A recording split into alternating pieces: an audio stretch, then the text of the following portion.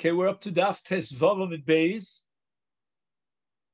and you can count up from the bottom of the Amud approximately 12 to 13 lines, or if you want to count down from Tosas Dibra Maskal Omar, about 3-4 lines, and the first word in the line is Dechatos. And if you move across that line, Tnan Hasan. So again, we're on Tes Vavam and Beis. And the Gemara is now going to have a discussion about something called the Lishkas Hatloim, which was in the Beis HaMikdash, and we're going to try to figure out exactly where it was located. And for that, we have to learn a Mishnah in Masechet Tamid. Masechet Tamid is very similar to Masechet Midos. It tells you a lot about where things were located in the Beis HaMikdash. And in this case, we want to find out about some place called the Lishkas Hatloim. Tanan Hasa. The Mishnah in Tamid says the following: Amar lahem ha-memuna, and we have two interpretations of the word memuna. Rashi interprets it as the Skan Kohen Gadol. You remember that we had to appoint someone as a second string Kohen Gadol to replace the Kohen Gadol in an event that the Kohen Gadol could not do the avoda. And Tosfos says that Memuna was just somebody who was appointed for this particular task. So this Memuna told the Kohanim that it's time for the Hakrava to bring the Tamid Shel Shachar. Now, they had already done a payis.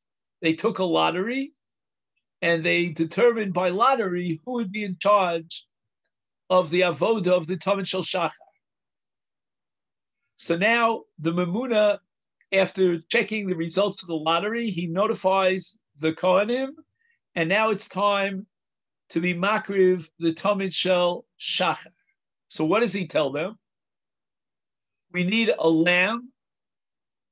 Tza'u veheviu tleh. Go bring a lamb for the carbon Tamid. Milishkas Beis Hatloim. The Mikdash was comprised of many different, what we call lishkaot, chambers. And there was one chamber that was designated for the lambs. And what did they do there in that chamber? They did what's called bedika. Bedika means they would check out the lamb and each lamb and make sure that it did not have a mum. There was no blemish. So therefore, it was ready for Hakrov. And this is based on a Mishnah in Erchin. The Mishnah in Masechet Erchin says, on every day, they brought at least a minimum of 6 kvasim, 6 lambs, that were checked and investigated for mumim, and they found that there was no mum. And these investigations or examinations were implemented in a place called the Beis Hatloim. Now the Mishnah goes on and addresses the question, where is the Beis Hatloim located? Bahalo, halo means hare. Lishkas Hatloim, hoisa b'miktsoa, tzvonis ma'aravis. Okay, now, in order to appreciate what this is all about, we have to present another part of the Mikdash, which is called the Beis HaMoked HaGadol. And we're going to have a lot to say about this location called the Beis HaMoked HaGadol. But for now, suffice it to say that this was a large house that was located on the outside, the choma, the wall of the Beis HaMikdash. And inside this Beis Moked, there were 4 different lishkos on the 4 corners of the Beis Moked. So for your purposes, for our purposes, we could imagine a square. And there are 4 corners, little boxes that represent chambers in the square. And where was the Lishkas Hatloim? It was on that corner, which is called the northwestern corner. Now, what that means is that as you entered into the Mikdash, you came in from the east, you're moving towards the west, you turn to the right towards the north, and on that right side, which is the north side, but a little inwards, meaning towards the back, towards the west, that's where the Lishkas Beis HaTloim was located, within the Beis HaMoked HaGadol. Arba Lishkos Hayusham. There were 4 different chambers located in the 4 corners of the Beis HaMoked.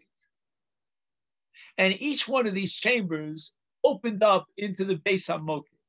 So the Beis HaMoked is this large area, and you've got 4 chambers that open up from all 4 corners into this large area. What are these various chambers? What function did they serve? The first one is Lishkas HaTloim, like we mentioned above, meaning that's where they took the lambs and they subjected them to an investigation to examine, make sure, Badika, that there was no mum.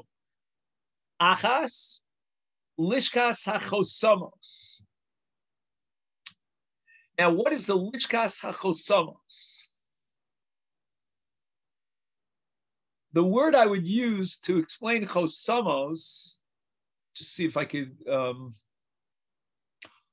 got a good word, coupons. Did you ever buy coupons? Well, that's what was going on in the Lishkas HaChosamos. People would buy coupons. What does that mean, buy coupons? When you brought a carbon, so you purchased the carbon out of your own pocket money, but the carbon had to be accompanied by menachos and nisachim.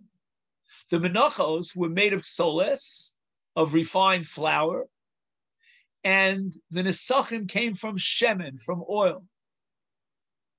Now, when a person had to bring a carbon and he wanted to bring a mincha or a nisachim to accompany the carbon.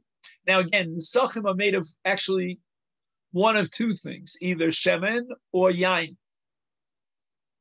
So what happened was you walked into this Beis HaChosamos, Lishkos HaChosamos, and you put down the money for whatever you needed, whether it would be soles, yain, shemen, and he gave you a coupon. The coupon had like a seal on it. And with that seal, you could redeem that coupon and receive whatever you needed, because although you bought these items in their natural state, they had to be prepared for the minachos, for the nesachim. So you would go to the memuna, the person who was in charge of the chotsamos, give him money, the equivalent of the value of the soles or the nesachim, whatever you needed, and the memuna in turn would give you this chosam, this coupon. And you now own the coupon, which you would redeem later on. And at some stage later on, you would get whatever you needed for this carbon, the mincha or the nesachim. And he says the following in the note, that there are 4 categories of karbanos. 2 of them require soles and yayin l'nesachim. Those are carbon ola and carbon shlamim. And by the way, even within ola and shlamim, you could subdivide ola and subdivide shlamim into 2 categories. There's yachid and tzibur. It matters not. In this case, when you're talking about either an ola or shlamim, whether it's shal yachid or shal tzibur, it requires the accompaniment of menachos and nesach. The other 2 categories of karbanos are chatos and ashamos, karban ashamos. Those don't need nisachim, with one exception, and that has to do with the laws of Mitzorah. Mitzorah has to bring amongst a whole series of karbonos, he has to bring a chatos, and the chatos has to be accompanied by nisachim. Okay, but that, we don't have to go into all the details, but there is a lishka at one of the corners, we'll see which corner of the Beis HaMoked, that is designated as the chosamos. You can get excited about this if you imagine the Beis HaMikdash standing today, because we're getting really a picture of some of the details, the nuances of the Beis HaMikdash. Now we're up to the third lishka. Achas lishkas Beis HaMoked. This was a smaller chamber within the larger Beis Moked. And what this was for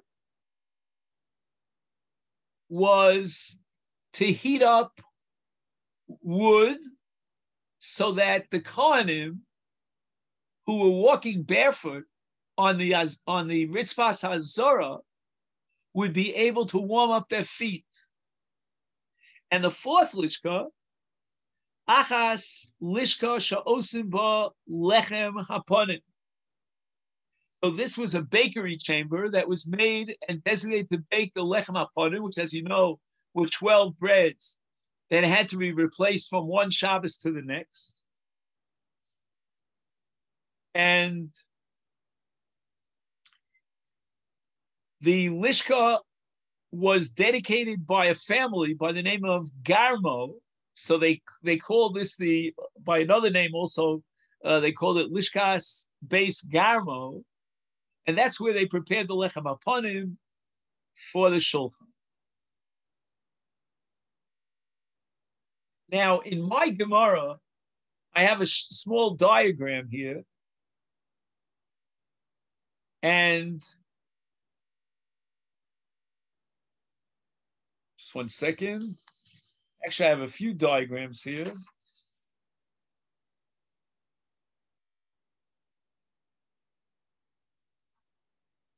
So I'm just you don't have to see the diagram per se. It's just a square with 4 little squares on the 4 corners. In one square, it says tloim. In the other square, it says chosamos. In the third, it says lechem haponim. In the fourth, it says moked. Now, one more comment about the Lishkas Beis HaMoked. The Ravid, who wrote a commentary on Masechet Tamid, we're now learning a Mishnah in Tamid. He has a new perspective on this Lishkas Beis HaMoked. He says that this was a storage place for all the kalim that were necessary to keep the fire going. There were a whole bunch of different kalim that they used in order to chop up the wood and make logs and keep the fire going. And there was a madura, there was a bonfire that was going 24/7. And they used this bonfire also to light up the Lishkas Beis HaMoked HaGadol, which is the larger area. Okay. Now, what we have to take out of this Mishnah that we just studied for our purposes moving forward is the location of the Lishkas Beis HaTloim, which we said was Tzafon Ma'arav. So when you walk into the Beis HaMikdash from the east going west, you turn to the right, that's the Tzafon, and you move towards the Ma'arav, towards the west. That's the location according to the Mishnah in Tamid. However, as I told you before, there's another Masechta that's very similar to Tamid, and that's called Masechta Midos. And the Mishnah in Midos seems to contradict the Mishnah in Tamid. And that's called V'Raminu. V'Raminu, I'll ask you a contradiction. The Mishnah at the beginning of Masechta Midos says, Arba Lishkos Hayul Beis HaMoked. There were 4 different chambers on the 4 corners of the Beis HaMoked, and they could be compared to kitonios. Kitonios are small houses that we used to use in those days. They used to use it in the summertime. It's like a summer home, a small bungalow. In fact, in the Midrashim, in last week's parsha, it says that HaKadosh Baruch Hu, when he took the people into the Midbar, he asked them to build them a kiton, in the language of the Midrash, a little house. He didn't want to separate himself from the Torah, and the Aron had the Torah in it. So build me a little house where I could be Shara my Shechin. Anyway, that's called a kiton. Psuchos, litraklin. You had, in the old days, a number of little homes. We might call them budkas, if you're familiar with that word. And they opened up into a large palace area. So the Beis HaMoked, Hagadol, is this very, very large palace area, palatial area. And the various lishkos are like little houses that spilled into this palace area. Now, whenever you're learning about the Beis HaMikdash and various parts and locations, you're always focused on one issue, and that is Kodesh or Chol. Like, for example, when you move towards the Mikdash from anywhere in Eretz Yisrael, what's the first thing that you come to? Don't know, answer at once. Anyway, it's the Harabayis. Now, the Harabayis has a certain level of Kedusha, of sanctity, but for our purposes, when we talk about the Beis HaMikdash, it's relatively low on the totem pole. When you move forward from east to west towards ultimately the Kodesh HaKadoshim, you go up one level, and that's called the Chel, Ches Yud Lamed. You pass through the Chel, and then you get to what's called the Ezras Noshim. You pass by the Ezras Noshim, and you enter into the Ezras Yisrael. After you pass through the Ezras Yisrael, you get into the Azorah, which is called the Ezras Kohen.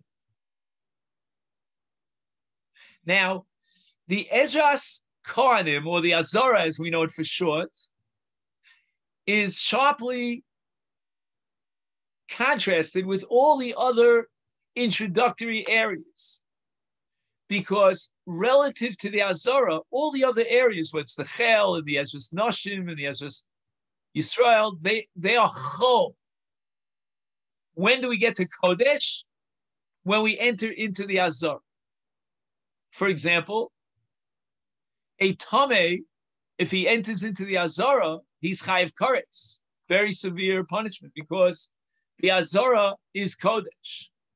After you pass the Azorah, you get into a higher level of Kodesh, which is called the Heichal. And finally, after the Heichal, you get into the Kodesh Kadosh, which is the pinnacle of Kedusha. So what I'm looking at now are a bunch of names on a screen. Anybody who could open their screen would be appreciated. But going on, so now what about the Lishkas Beis HaMoked? Where is it located? Is it in the Azorah and it's Kodesh? Thank you very much. Or is it outside the Azorah and it's Chol? And both answers are correct.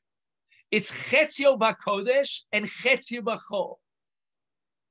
So there's certain activities that went on in the half that was Chol, was outside the Azorah, and half were in the Kodesh, in the Azorah, and there you had to be much more particular about who could go in there and the Kodesh. So that's what it says over here, that we're on the bottom now of Daf Tesvav and Beis, that with regard to these lishkos, again, you've got 4 lishkos on 4 corners. If you slice this square down the middle with 2 lishkos, one on top, one on the bottom on each side, then that's going to be the boundary of the Azorah. and therefore shtayim b'kodesh u'shtayim b'chol. The Mishnah doesn't specify which two are on the Kodesh side, meaning in the Azara, and which two are on the Chol side. But there's got to be some sort of a division, like when you play table tennis, ping pong, right? So you have to have a net in the middle. So what was the net that separated the two halves of the base Moket HaGadol, half of which was in Kodesh, half was in Chol? That's called Roshe Pispasin. Now, Pispasin is an Aramaic word. It probably comes from Greek, but Pispasin means small twigs. They had small pieces of wood, and they made almost a line of these small pieces of wood on the floor of the base Moket HaGadol to indicate that on the right side it was Kodesh, on the left side it was Chol. And Roshe Pispasim, the small piece of wood that were set in the ground, Hayu Mavdilim Bein Kodesh L'Chol. So that would separate between the Kodesh and the Chol. Okay. Now the Mishnah in Midos is going to tell you which lishkos were located where in the base Moket HaGadol, and how did they function. B'maravis dromis, he haiso lishkas tloi karbon.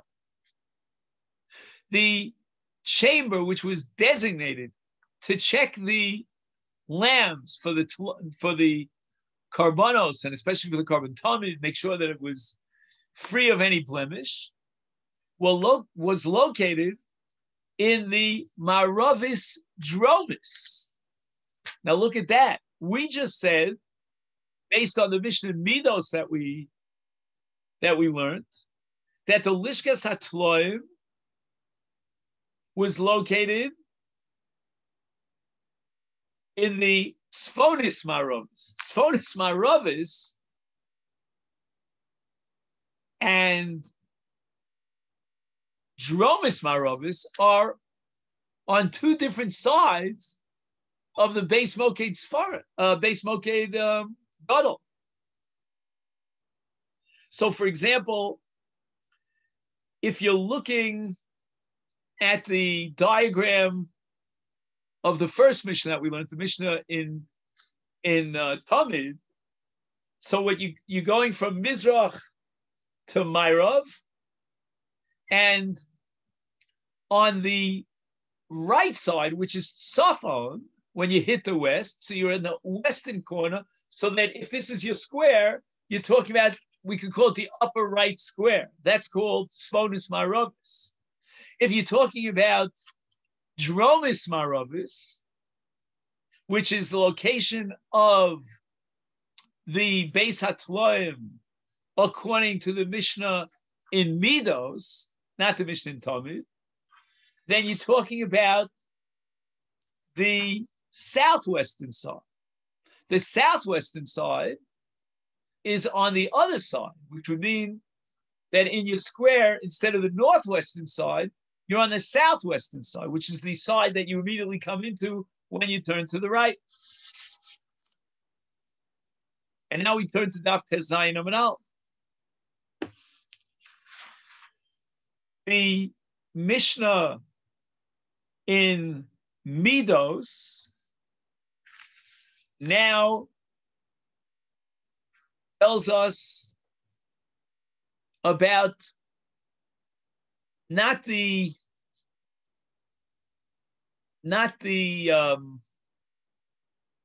southeastern side. Just 1 second.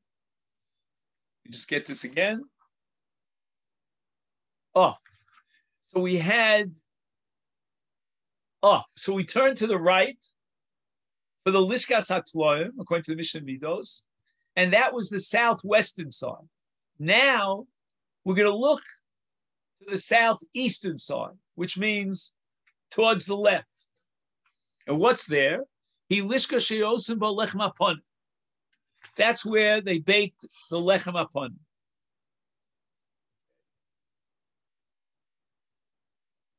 Now you turn towards the north, because again, keep in mind, according to the Mishnah in Talmud, if you turn towards the north, you're going to hit the base Hatloim. But the Mishnah in Midos had located the base Hatloim not on the northern side, but on the southern side. So what was on the northern side?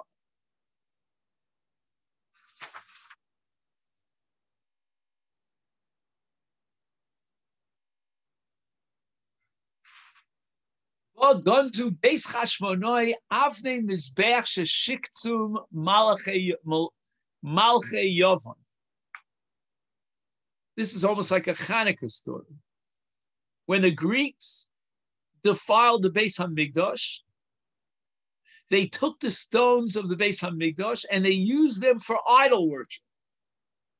And by doing so, they desecrated the sanctity of those stones. And that's called shiktzum. Shiktzum is miloshon shkotzim, something that's repulsive. Whenever the Chazal talk about Avodah Zarah, it's always something repulsive. Now, what happened is after Chashmonaim came in, and they basically rededicated the Beis Hamikdash and purified it, they took these stones. They didn't want to dispose of them because they had once been designated for the Beis Hamikdash and they had sanctity. But now they were desecrated by the idol worship of the Greeks, and they put them in safekeeping and storage in a place called the Beis Hashmonot.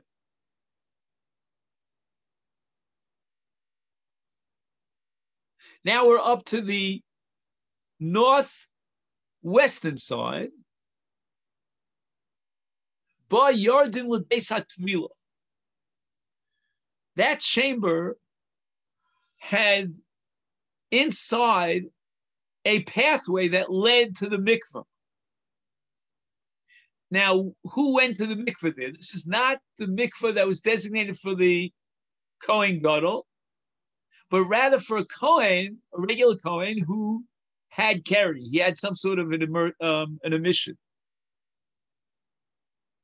So the Kohen who saw Keri, some of the Kohen would sleep in the vicinity of the Beis Hamikdash so they could get an early start the next morning. And they're not allowed to work in the Beis Hamikdash because they're in a state of Tumah. So through this Lishka, which is called the Yarden LeBeis HaTvila Lishka, they would go out through the pathway into some sort of a cistern of water that was underneath the Beis Hamikdash, and that would serve as a mikveh. But I have here a quote from one of the Rishonim. He says that Oin Shara Keri b'Sheinoso Osur lo lavod b'Beis Hamikdash me'tumaso hayore derech lishka zu b'mechila overes mitachas Beis Hamikdash. So it wasn't that there was water for a mikveh right there underneath this lishka, but rather there was an underground pathway at Shemagil Beis HaTvila. And if you'd go through that pathway, you would arrive at the Beis HaTvila. Okay, so let's just summarize what we need to know right now. Where was the Lishkas HaTloim? According to the Mishnah that we began with,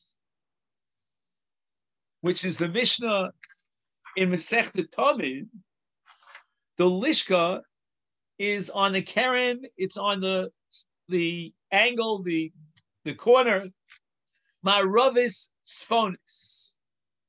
And we said that Ma'aravis Tzfonis means that you turn towards the right and it is inside.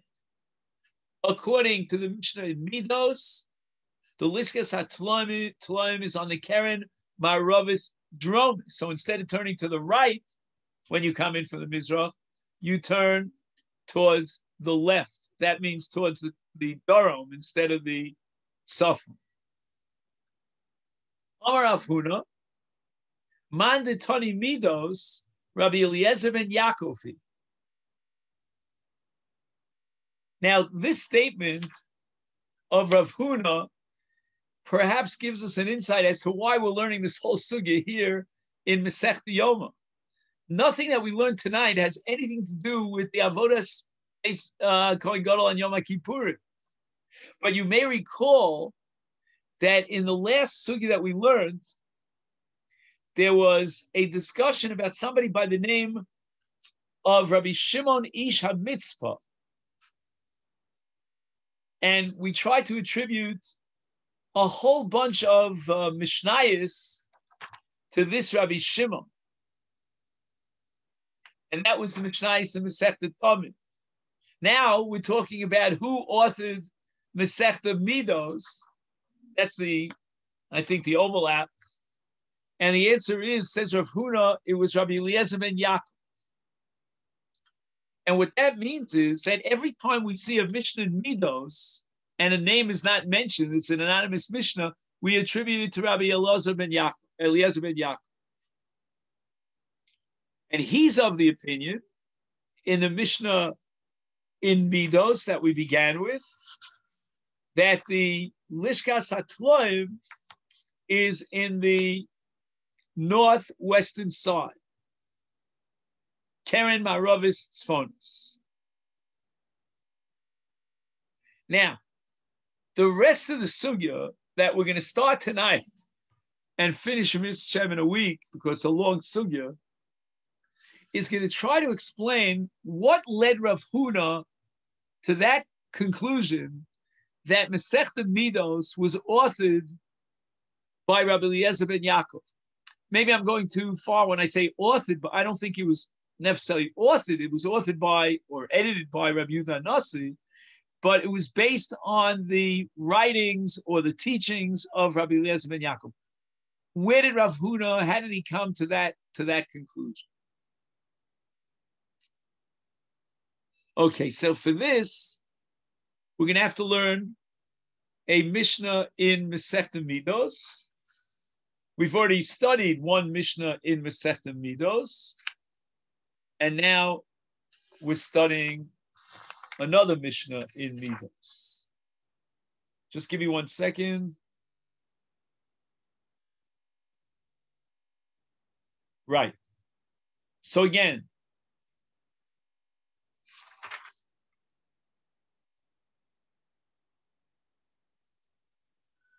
Rav Huna is saying that the authorship of Masechet Midos should be attributed to Rabbi Eliezer ben Yaakov.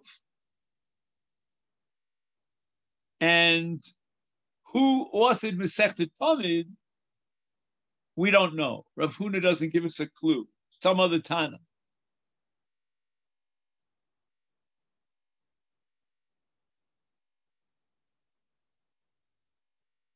So again, if we're locating the Lishkas HaTloim on the south side,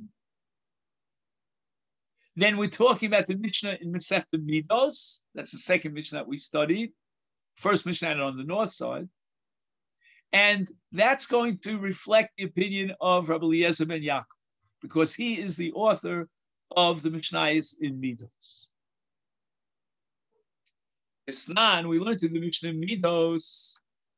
Now this Mishnah, Kishmo Kenu, Midos means measurements. It's going to give us the measurements of the various areas in the Mikdash, and also the what we call Sha'arim, which are the entrance gates, and the Kosel, which surrounded the gates and rose above the gates.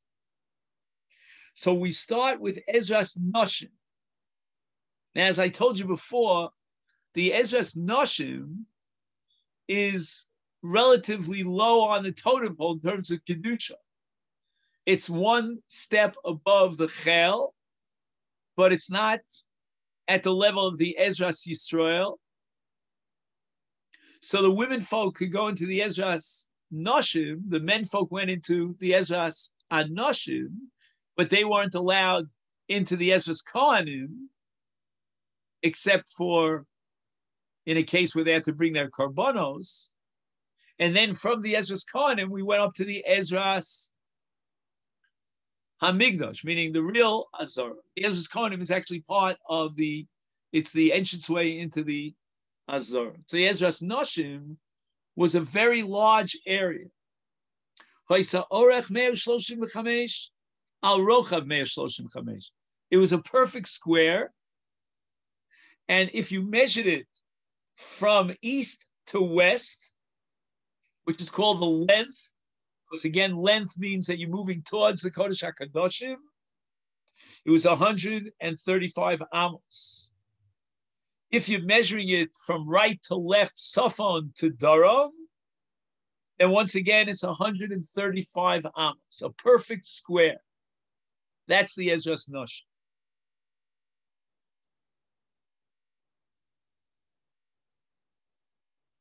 The arba l'shakos hoyu bi arba miktzos seha.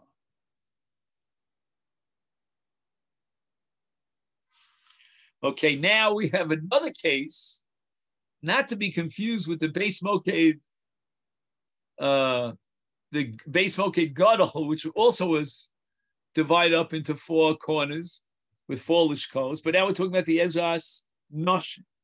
So the Ezras Noshim is a perfect square. And at each one of the edges, there's a different lishka. Arba l'shakos hoyu bi arba miktzos seha. So there were four chambers that were built on the four corners of the Ezras Noshim. Umeh hoyu mishamshos. Where were they located and what function did they serve? So we're really getting a look at the Beis Hamikdash. They used to have a model in the Holy Land Hotel. Since then, they moved it. I forget where it is now. I think it exists somewhere. I don't remember where. Maybe it's in the Waldorf. I don't know. It's in some other hotel. Dromis Mizrachis. So again, now you've entered into the Ezras Noshim and you turn to the left. That's south. So you're always entering in on the right. You're either entering, I'm sorry, take that again. You're always entering on the east, on the Mizrach. If you're turning right, you're going north. If you're turning left, you're going south. He hoisa lishkas hanazirim. Imagine, I guess it was quite common in those days to become a nazir. It was the in thing. In my day, it was hippies, but just kidding. But the Nazirim had to have their own chamber. What did they do in that chamber? Sham Nazirim Mevashlim es Shalmehem, Megalchin Sioram, Umeshalchin Tachas Hadud. So there are three parts to the Shlomim. Again, the Nazir, when he purifies himself at the end, termination of his Nazirus, he has to bring a whole series of karmanos. We're focused now on the Shlomim, the Shalmei Nazir. In fact, there's a famous book called Shalmei Nazir. Shalmei Nazir is a very unique karma. Ein adomalo. There's nothing similar to it. And the Torah requires, with regard to Shalmei Nazir, Megalchin Siar Mechalchin Taksadud. At the termination of his Nazirus, he had to cut off his hair. And there was a kettle. There should be a better word than kettle. Anyway, there was a big pot, a large pot. And they took the shlomim of the Nazir and they cooked it in the pot. There was a fire under the pot. And the seir of a Nazir had to be thrown into that fire. And this was located on the Dromis Mizrachis. That means, again, going into the Mikdash on the Mizrach, you turn to the left, and we're now in the Ezras Noshim, and at that corner you'll see the Lishkas HaNazir. Next, What if you turn towards the right, towards the tzafon? You're still on the Mizrach side. He haiso lishkas dir eitzim. Now, what was this lishkas dir eitzim located on the north and the eastern corner of the Ezras Noshim? What was it for? Sham konim bali mumin omdim umasliim ba'eitzim shekol eitz sheyesh bo tolas posel legabi mizbeach. A lot of what went on in the Beis Hamikdash, understandably, was preparing trees, cutting them down into logs, and making fires out of them to burn the karbanos, meaning the emurim of the karbanos. But for a tree or a log to be put on the mizbeach, just like an animal cannot have a blemish, the logs cannot have blemishes, which is called tolaim. Very often, because, and you've seen it, when you make a bonfire, very often you go out to the forest and you cut down trees, or there are trees on the ground, they're very moist, they get full of all sorts of bugs and worms. Those are posel l'maroch. You can't put them on the mizbeach. So there was a special deer that was designated for Kohanim. Now, which Kohanim were given this job of examining the logs and guaranteeing that they had no tolaim? This job was given to the Kohanim Balei Mumin, who would posel for the avoda, but we wanted to give them some contribution, some partnership in the avodas hamikdash, but they were Balei Mumin. They couldn't do the avoda, they couldn't do the shchita or the kabbalah or the zrika, none of that. So we gave them the job of overseeing the operation of examining. It's like a mashgiach kashrus. He would have to give the stempel that these logs, we checked them out, there are no tolaim, they're kosher for the mizbeach. And that was on the northeastern corner of the Ezras Noshim.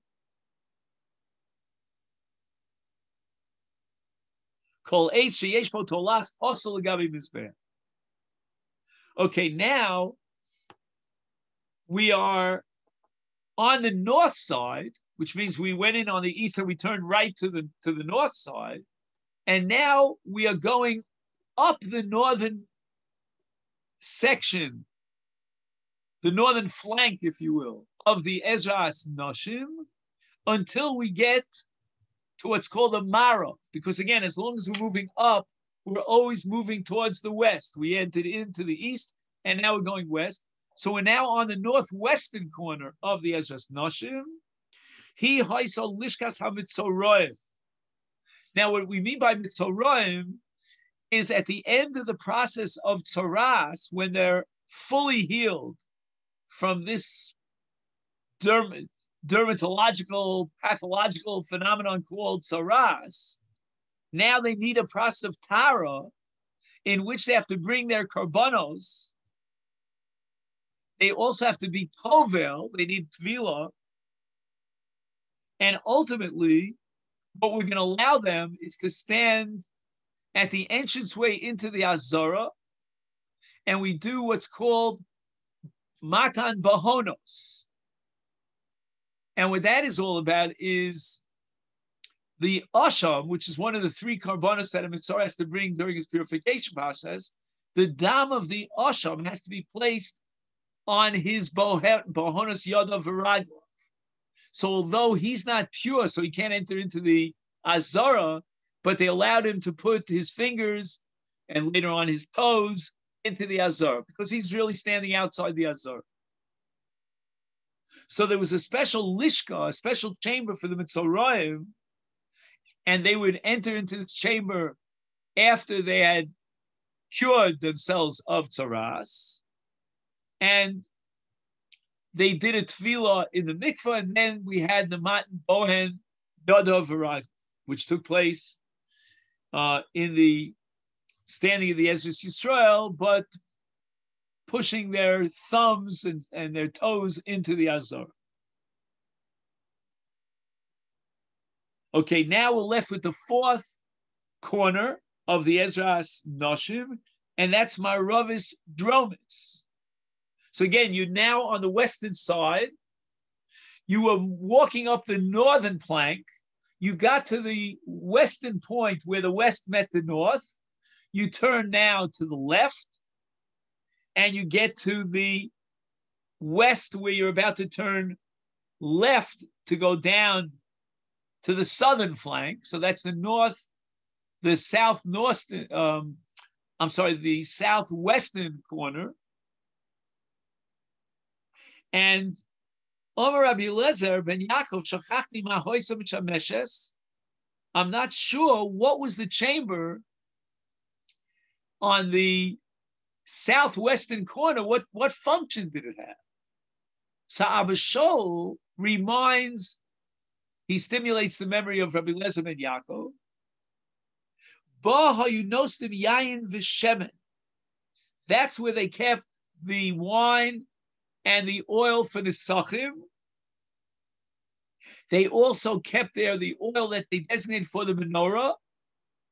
V'hiyoisa nikres lishkas beis shamnia. The word shamnia is just an Aramaic conjugation of the Hebrew word shemen, or in plural shmanin. So since that was the place where they prepared the oil or stored the oil for the nesachim, it was called the lishkas beis shamnia. Now, Rav Huda said the following. Who is the author of this Mishnah at the beginning of Masechet Midos? And he assumes it's Rabbi Eliezer ben Yaakov. Why? Because he was the one who was talking about all these lishkos in the Ezras Noshim until he got to the southwestern corner, and he said, "Oh, I forgot what it functioned." So the very fact that he forgot means that he was the one who was presenting all the other corners of the Ezras Noshim. So therefore, if we can determine that this Mishnah in Midos was authored by Rabbi Eliezer ben Yaakov, then we can assume that the entire Masechet Midos was authored by Rabbi Eliezer ben Yaakov. Not just this Mishnah that we just learned, but all the Mishnayos. Now the Gemara wants to bring support to this position of Rav Huna, Hachinavi Vistabra, to Rabbi Eliezer ben Yaakov, that the author of the Mishnayos in Midos is none other than Rabbi Eliezer ben Yaakov. Bisnan, another Mishnah. It's actually the previous Mishnah, the one that we just learned in Masechet Midos. Kol aksolim shahayusha. Oh.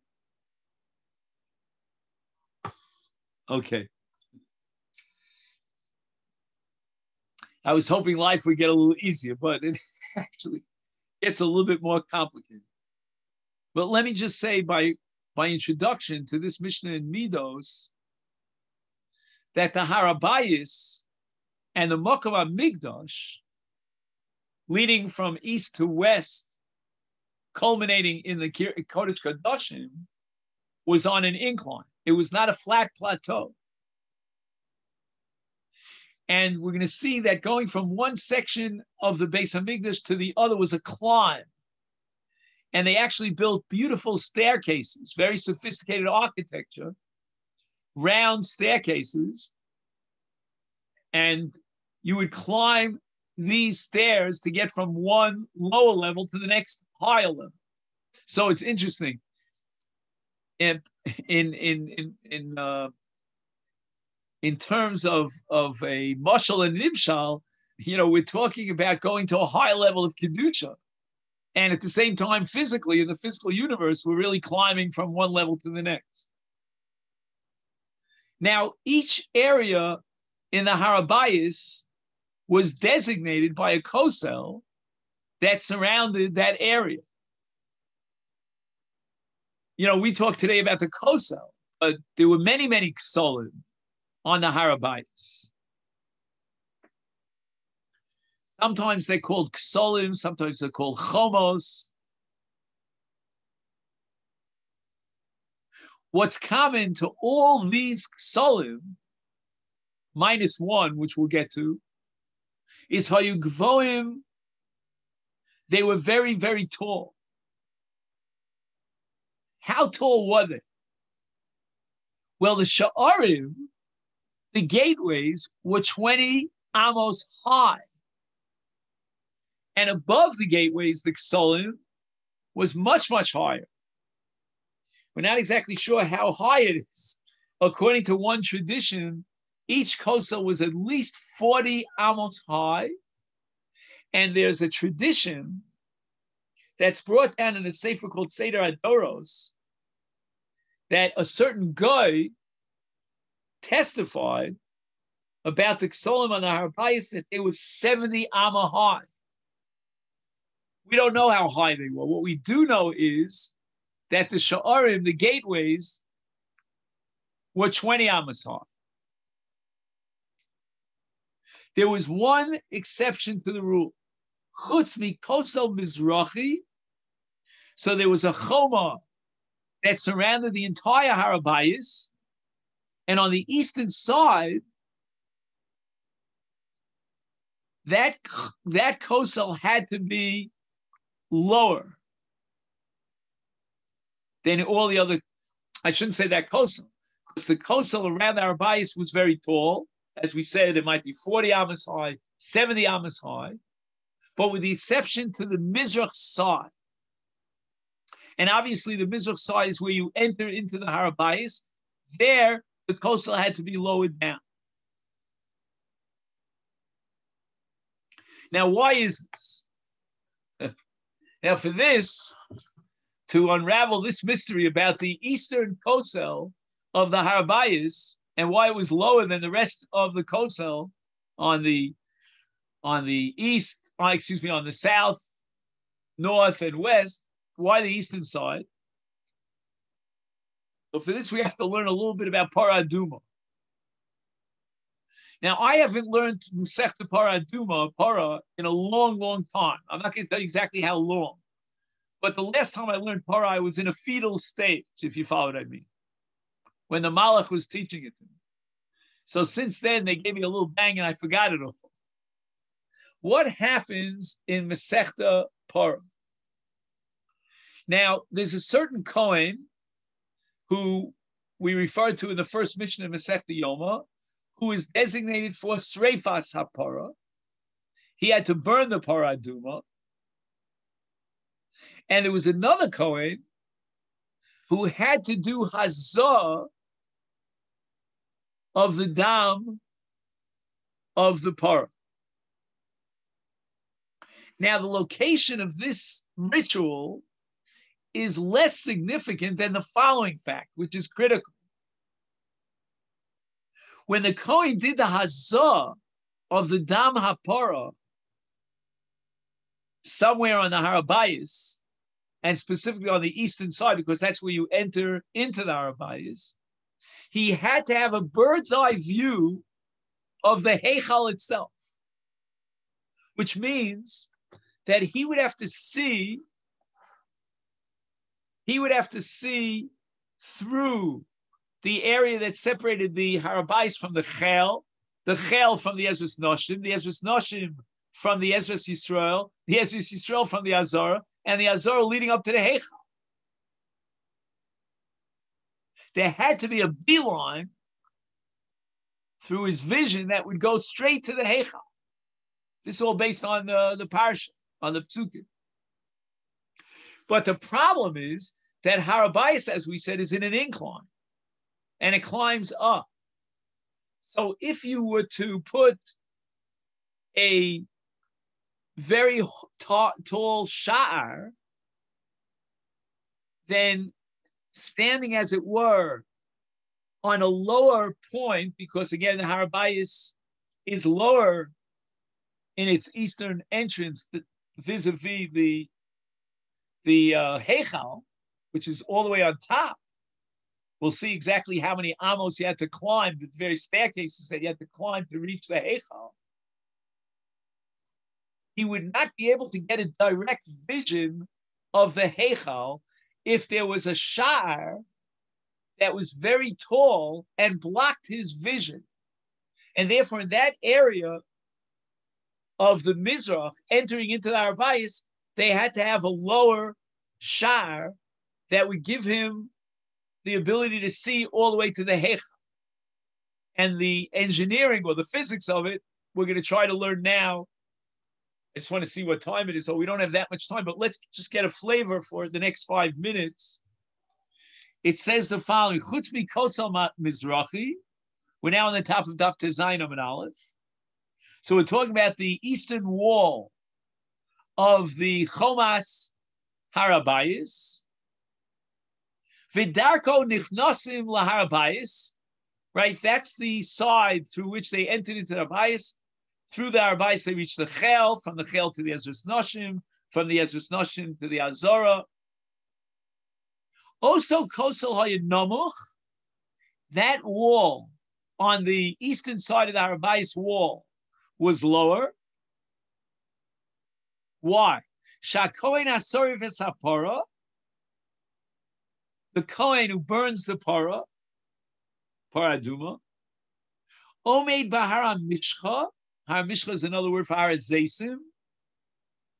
And the Harazesim is on the eastern side of Yerushalayim. Visham Hoya Kohen Shochet Asapara. Fine. We're not up to Sreifa yet. First, he had to slaughter the cow. Then Mazeh Midama. Then he did number 2, a Hazah. And number 3, Visarfa. Now, his face is always turned towards the west. Umechaven, he has to make sure that he sees Veroa Keneged Pischo Shel Heichal. He sees the opening of the Heichal. B'shas Hazos Hadam, because in Parshas Chukas, that was my bar mitzvah parsha, it says V'hizoel Nochach Pnei Oel Moed. Oel Moed is the Heichal, which encompasses the area of the Kodesh Kadoshim and the Oren Abris. That's called the Oel Moed, right between the Kruvim. That's where the Shechina, the voice came down that you could hear the voice of God. And this is the Pesach HaHeichal, which is called Nochach Pnei Oel Moed in the Torah's language. It's the Pesach HaHeichal. Now, the Kohen, who is now situated on Harazesim, he has to be able to see from the place that he is standing on Harazesim, where he's doing the Azah, he's got to be able to see the Pesach HaHeichal at the moment of Azah. Now, we'll try to wrap it up with this. Shar HaMizrachi, the eastern gate of the wall of the Harabayis, V'shar Ezras Noshim, V'shar Ezras Yisrael, V'shar Ha'ula, V'shar Ha'echol, Hayu Mechuvanim Zeh Keneged Zeh. All the openings, starting with the eastern gateway of the Harabayis, were aligned one to the other. If you were to walk a straight line through the opening of the eastern side of the wall of the Harabayis, you would enter into the gateway of the Chel. From the gateway of the Chel, you would enter into the gateway of the Ezras Noshim, from there to the Ezras Yisrael, and from there to the Azora, and then straight ahead to the Pesach HaHeichal. That's called She'arim Mechuvanim Zeh Keneged Zeh. V'hayaposchim Es HaShe'arim. When the Kohen was involved in Hazah, in the process of preparing the Paraduma, they would open up all the gates. Kadesha Kohen Yired Darkam, through these gates, he would see the Pesach HaHeichal, which is called the Nochach Pnei Abayis, Pnei Oel Moed. Bilvad Hashar HaMizrachi Shel Harabayis, with the exception of the eastern side of the Harabayis, Shehaya HaKohen Roa Es Pesach HaHeichal Me'al Kosel HaMizrachi. If he were to look through the gateway the opening on the right, on the eastern side, he would not be able to see straight through to the Pesach HaHeichal. What he had to do is he had to climb higher up, Me'ala Kosel, because again, if he looked through the Shar, he would not be able to see the Pesach HaHeichal. And all this is because the Arabayis Holech Umagdia, it's on an incline going higher and higher. Ad Kedei Kach Shemiftan Pesach HaHeichal Haya Yoser Gavoa Mishkaf Shar HaMizrach. Imagine, the opening to the Heichal was higher than the Mashkof. The Mashkof is on the eastern side of the Choma. How do you call it in English, the Mashkof? You know, the crossbar, I don't know what you call it, right? That's the part that goes horizontal. So that if you were to draw a line from the Heichal, we'll go backwards now, going from west to east, right? So if you draw a line from the Pesach Heichal, you wouldn't even reach the Mashkof. You are even higher than the Mashkof of the Shara Mizrachi of the Kosel that surrounded the Harabayis. No way could he see the opening of the Heichal through the entranceway into the Shara Mizrach. The Kevan Shahoya Kohen Roa Mi'ala Kosel Mizrachi. The only way he could get a vision of the Pesach HaHochel is on top of the Kosel. Lachein Hoya Kosel said Namuch. Kedei shelo yastir begovo es Pesach HaHeichal. If the Shar would be too high in the Mizrachi side, then it would obstruct his vision of the Pesach HaHochel. So it had to be relatively low. He would climb up to the Mashkof, Me'ala Kosel, and from there he was able to get a vision of the Pesach HaHochel. Okay, we're in the middle of the sugya, but the Mitzvah Shem, we'll pick it up next week. Quick question. Could I ask a quick question? I know there are two people talking. I see Alan. Sorry, Alan, you want to go ahead? I'm back and I'm disconnecting. Sorry. Okay. Rabbi, can I ask a quick question? You mentioned that it was on Har HaZeisim that the Kohen did that hazah. So does that mean we made a mistake to establish a cemetery on Har HaZeisim where Kohanim aren't allowed to go? I think the Har HaZeisim is a lot larger than it is today. And we only designated a certain section of the Har HaZeisim as a cemetery. The section that the Kohen was in was nowhere near this cemetery. And it's called the Har Mishcha. Mishcha is Milashon Gedula. Gedula means greatness. So the Har HaZeisim, because it's on the eastern side of the Harabayis, it's the contiguous mountain, it has a certain holiness. And one of the various aspects or dimensions of its holiness was the process of preparing the Paraduma. Okay then. Shkach, all the best, Rabosai, and have a happy Purim. Thank you, sir.